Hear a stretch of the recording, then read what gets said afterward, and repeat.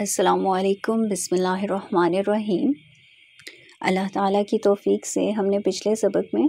سورہ فاتحہ کی ابتدائی آیات کا ترجمہ اور وضاحت دیکھی تھی۔ اس لیسن میں انشاءاللہ ہم اگلی چوتھی آیت سے ترجمہ اور وضاحت دیکھتے ہیں۔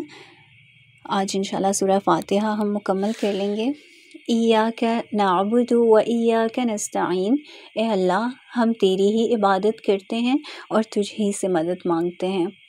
اب انسان پر تین حالات گزرتے ہیں، ماضی، حال، مستقبل۔ پچھلی تین آیتوں میں سے الحمدللہ رب العالمین اور الرحمن الرحیم میں انسان کو اس پر خبردار کیا گیا کہ وہ اپنے ماضی اور حال میں صرف اللہ تعالیٰ کا محتاج ہے، اور اس آیت میں مالک یوم الدین یہ بتا دیا کہ مستقبل میں بھی وہ اللہ تعالیٰ ہی کا محتاج ہے،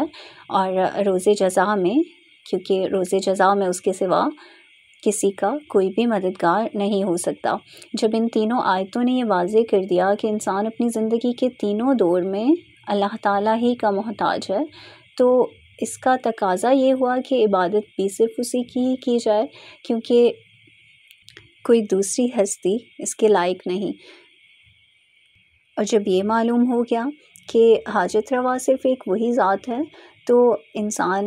کی عقل کا تقاضا بھی یہی ہے کہ اپنے کاموں میں مدد بھی صرف اسی سے مانگنی چاہیے۔ اسی طرح فرمایا کہ ایاک و ایاک نستعین۔ اس آیت میں یہ بھی قابل غور ہے کہ ارشاد ہے کہ ہم تجھ ہی سے مدد مانگتے ہیں۔ کس کام میں مدد مانگتے ہیں اس کا ذکر نہیں ہے، تو جمہور مفسرین نے لکھا ہے کہ اس کا ذکر نہ کرنے میں عموم کی طرف اشارہ ہے کہ ہم اپنی عبادت اور ہر دینی اور دنیاوی کام اور ہر مقصد میں صرف آپ ہی کی مدد چاہتے ہیں۔ اور پھر عبادت صرف نماز روزے کا نام نہیں ہے۔ امام غزالی رحمہ اللہ علیہ نے اپنی کتاب میں عبادت کی 10 قسمیں لکھی ہیں: نماز، زکوٰۃ، روزہ، حج، تلاوت قرآن، ہر حالت میں اللہ کا ذکر کرنا، حلال روزی کے لیے کوشش کرنا، پڑوسی اور ساتھی کے حقوق ادا کرنا، لوگوں کو نیک کاموں کا حکم دینا اور برے کاموں سے منع کرنا، اور نبی کریم صلی اللہ علیہ وسلم کی سنت کی پیروی کرنا۔ اس لیے عبادت میں اللہ کے ساتھ کسی کو شریک نہ کرنے کے معنی یہ ہو گئے کہ نہ کسی کی محبت اللہ کے برابر ہو، نہ کسی کا خوف اس کے برابر ہو، نہ کسی سے امید اس طرح کی ہو جیسے اللہ سے ہوتی ہے، اور نہ کسی پر بھروسہ اللہ کے مثل ہو، اور نہ کسی کی اطاعت اور خدمت اور کام کو اتنا ضروری سمجھے جتنا اللہ تعالیٰ کی عبادت کو۔ اب آخری تین آیتیں جن میں انسان کی دعا اور درخواست کا مضمون ہے، ایک خاص دعا کی تلقین ہے: اہدنا الصراط المستقیم صراط الذین انعمت علیہم غیر المغضوب علیہم ولا الضالین، کہ ہمیں سیدھا راستہ دکھا دیں، ان لوگوں کا راستہ جن پر آپ نے انعام فرمایا، نہ کہ ان لوگوں کا راستہ جن پر آپ کا غضب ہوا، اور نہ ان لوگوں کا راستہ جو کہ گمراہ ہوئے۔ اب صراط مستقیم کی ہدایت کے لیے جو دعا اس آیت میں تعلیم فرمائی گئی ہے، اس کے مخاطب جس طرح تمام انسان اور عام جو مومنین ہیں وہ ہیں، اسی طرح اولیاء اور انبیاء علیہ السلام بھی اس کے مخاطب ہیں، جو کہ بلا شبہ ہدایت یافتہ بلکہ دوسروں کے لیے ہدایت کا سرچشمہ ہے۔ تو یہ بات ذہن میں آتی ہے کہ پھر اس حاصل شدہ چیز کی بار بار دعا مانگنے کا کیا مطلب ہے؟ تو اس کے جواب کے لیے ہدایت کی پوری حقیقت سمجھنا ضروری ہے۔ اب ہدایت کا ایک درجہ جو ہے وہ عام ہے، جو کائنات تو مخلوقات کی تمام اقسام کے لیے، نباتات، حیوانات، سب کو شامل ہے،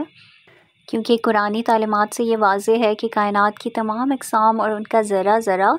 احساس رکھتا ہے اور عقل و شعور بھی، جیسا کہ ارشاد ہے، یعنی کوئی چیز ایسی نہیں جو تعریف کے ساتھ اس کی پاکی بیان نہ کرتی ہو، لیکن تم لوگ ان کی پاکی بیان کرنے کو سمجھتے نہیں ہو۔ ظاہر ہے کہ اللہ تعالیٰ کی حمد و ثنا اور اس کی پاکی بیان کرنا اللہ کی معرفت پر موقوف ہے، اور یہ بھی ظاہر ہے کہ اللہ کی معرفت ہی سب سے بڑا علم ہے۔ تو ان آیات سے ثابت ہوا کہ تمام کائنات کے اندر روح و حیات بھی ہے اور احساس بھی ہے، لیکن بعض کائنات میں یہ جوہر اتنا کم ہے کہ عام دیکھنے والے کو اس کا احساس نہیں ہوتا، اس لیے عام طور پر ان کو بے جان یا بے عقل کہا جاتا ہے۔ تو ہدایت کا یہ درجہ جو ہے تمام مخلوقات کے لیے ہے۔ دوسرا درجہ ہدایت کا اس کے مقابلے میں خاص ہے، یعنی صرف ان چیزوں کے ساتھ مخصوص ہے جیسا کہ انسان اور جن، اور یہ ہدایت جو ہے یہ انبیاء اور آسمانی کتابوں کے ذریعے ہر انسان کو پہنچتی ہے۔ کوئی اس کو قبول کر کے مومن اور مسلم بن جاتا ہے اور کوئی رد کر کے کافر ٹھہرتا ہے۔ اب تیسرے درجے کی جو ہدایت ہے وہ اس سے بھی زیادہ خاص ہے، وہ صرف مومنین اور متقین کے ساتھ مخصوص ہے۔ اس ہدایت کا دوسرا نام توفیق ہے، یعنی ایسے اسباب اور حالات پیدا کر دینا کہ قرآنی ہدایات کا قبول کرنا اور ان پر عمل کرنا آسان ہو جائے اور ان کی خلاف ورزی دشوار ہو جائے۔ تو اس تیسرے درجے کی وسعت غیر محدود ہے۔ یہی درجہ انسان کی ترقی کا میدان ہے کہ نیک اعمال کے ساتھ ساتھ اس درجہ ہدایت میں زیادتی ہوتی رہتی ہے، اور قرآن پاک کی بہت ساری آیات میں زیادتی کا ذکر ہے، جیسے کہ ارشاد ہے جو شخص اللہ پر ایمان لائے اس کے دل کو ہدایت کر دے، اور یہی وہ میدان ہے جہاں ہر بڑے سے بڑا نبی اور رسول اور ولی آخر عمر تک ہدایت میں زیادتی اور توفیق کا طالب نظر آتا ہے۔ اسی لیے سورہ فاتحہ کی اہم ترین دعا ہدایت کو قرار دیا گیا ہے، جو ایک ادنا مومن کے لیے بھی ضروری ہے اور بڑے سے بڑے رسول اور ولی کے لیے بھی اتنی ہی اہم ہے۔ یہی وجہ ہے کہ نبی کریم صلی اللہ علیہ وسلم کی آخری عمر میں سورہ فتح کے اندر فتح مکہ کے فوائد و ثمرات بتاتے ہوئے یہ بھی ارشاد ہوا وَيَهْدِيَكَ صِرَاطًا مُسْتَقِيمًا، یعنی مکہ مکرمہ اس لیے آپ صلی اللہ علیہ وسلم کے ہاتھوں فتح کرایا گیا تاکہ آپ صلی اللہ علیہ وسلم کو صراط مستقیم کی ہدایت ہو۔ ظاہر ہے کہ نبی کریم صلی اللہ علیہ وسلم پہلے سے نہ صرف ہدایت یافتہ بلکہ دوسروں کے لیے بھی ہدایت کا ذریعہ تھے۔ پھر اس موقع پر آپ صلی اللہ علیہ وسلم کو ہدایت ہونے کے اس کے سوا کوئی معنی نہیں ہو سکتے کہ ہدایت کا کوئی بہت اعلیٰ مقام آپ صلی اللہ علیہ وسلم کو اس وقت حاصل ہوا۔ تو اہدنا الصراط المستقیم ایک جامع اور اہم ترین دعا ہے جو انسان کو سکھلائی گئی ہے، اور کوئی فرد اس سے بے نیاز نہیں ہے۔ دین اور دنیا دونوں میں صراط مستقیم کے بغیر کوئی کامیابی نہیں ہے۔ دنیا کی الجھنوں میں بھی صراط مستقیم کی دعا جو ہے بہت اہم نسخہ ہے، لیکن لوگ اس پر توجہ نہیں دیتے، جبکہ ہدایت کی دعا مانگنا ہر حال میں ضروری ہے۔ اب آگے جو ذکر ہے اہدنا الصراط المستقیم، یعنی ہمیں سیدھا راستہ دکھا۔ اب سیدھا راستہ وہ ہے کہ جس میں نہ تو حد سے آگے بڑھنا ہو اور نہ ہی اس میں کوئی کوتاہی کرنا ہو۔ تو اس کے بعد کی دو آیتوں میں اس صراط مستقیم کا پتہ دیا گیا ہے، جس کی دعا جو ہے اس آیت میں تلقین کی گئی۔ ارشاد ہوتا ہے صراط الذین انعمت علیہم، یعنی ان لوگوں کا راستہ جن پر آپ نے انعام فرمایا، اور وہ لوگ جن پر اللہ تعالیٰ کا انعام ہو ان کی تفصیل ایک دوسری آیت میں اس طرح سے آئی ہے، ارشاد ہے یعنی وہ لوگ جن پر اللہ تعالیٰ کا انعام ہوا، یعنی انبیاء علیہ السلام اور صدیقین اور شہداء اور صالحین۔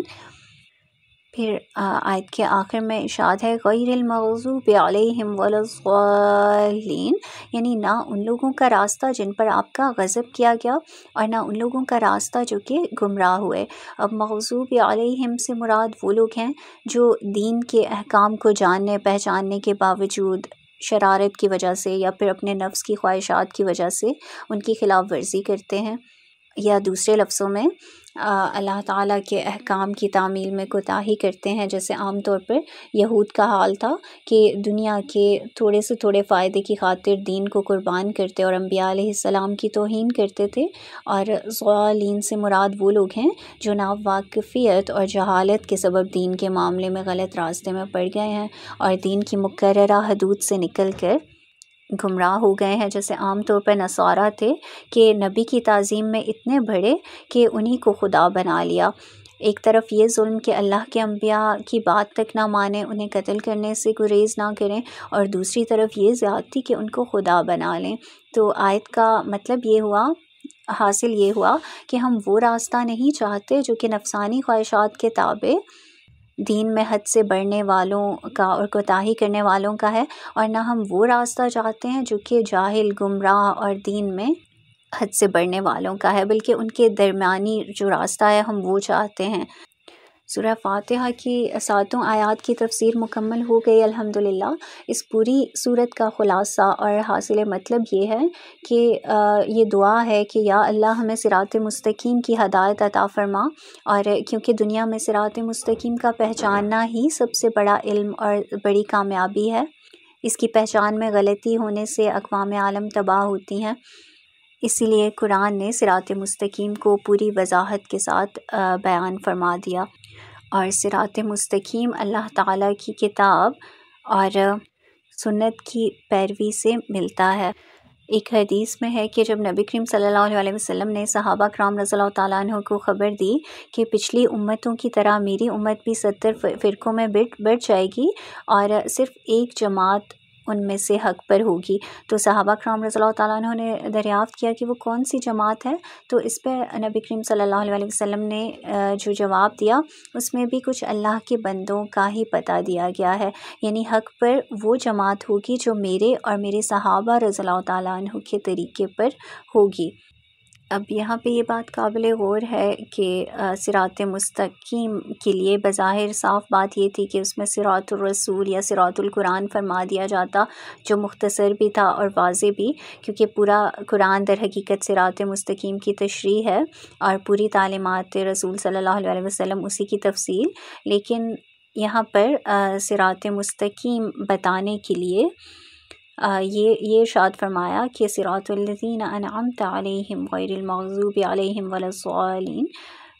کہ اگر سیدھا راستہ چاہتے ہو تو ان لوگوں کو تلاش کرو اور ان کے طریقے کو اختیار کرو۔ قرآن نے اس جگہ یہ نہیں فرمایا کہ قرآن کا راستہ اختیار کرو، کیونکہ صرف کتاب انسانی تربیت کے لیے کافی نہیں ہے، اور نہ یہ فرمایا کہ رسول کا راستہ اختیار کرو، کیونکہ نبی کریم صلی اللہ علیہ وسلم اب اس دنیا، ان کی بقا جو ہے وہ اس دنیا میں دائمی نہیں ہے، اور آپ صلی اللہ علیہ وسلم کے بعد کوئی دوسرا نبی اور رسول نہیں ہے، اس لیے صراط مستقیم جن لوگوں کے ذریعے حاصل ہو سکتا ہے ان میں نبیین کے علاوہ ایسے حضرات بھی شامل کر دیے گئے جو تا قیامت ہمیشہ موجود رہیں گے، مثلا صدیقین، شہداء اور صالحین۔